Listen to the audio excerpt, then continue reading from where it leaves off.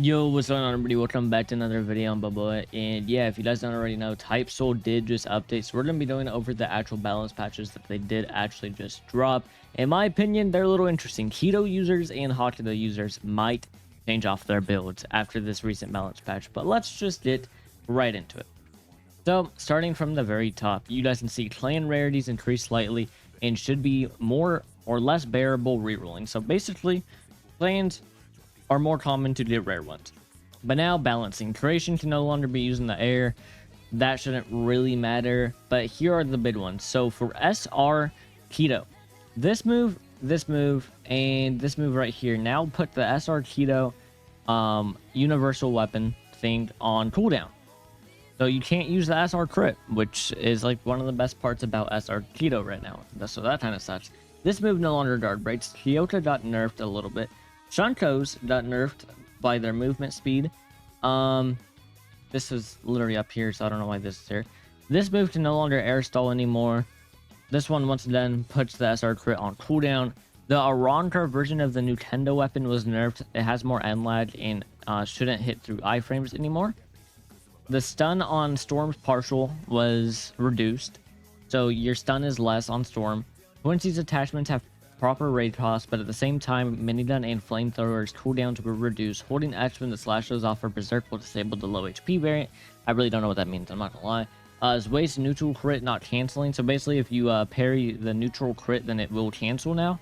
They also increase the cooldown of the crit, which is nice. Increase the raid cost on some SR KIDO moves. So basically, SR KIDO is nerfed quite a bit as well.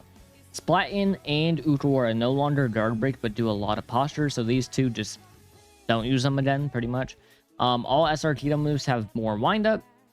Having 50 KIDO or having the skill preserved reserves. I don't even know what fucking skill that is. But it now increases your visor and lets still drain by 15%.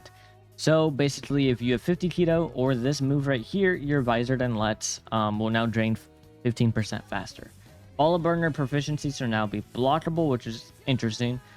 Grand Entrance is no longer true into Catching Dragon. That is probably the biggest change in this whole patch. This crit, the debuff should no longer go through if you're blocker parry. So also the SR Kendo move got nerfed a little bit too. If you have Shunko and Tora reach, it no longer guard breaks on the ground. So basically, if you are an SR HAKUDA user, your Tora reach will not guard break on the ground, meaning that someone can literally just sit there and block and it won't affect them.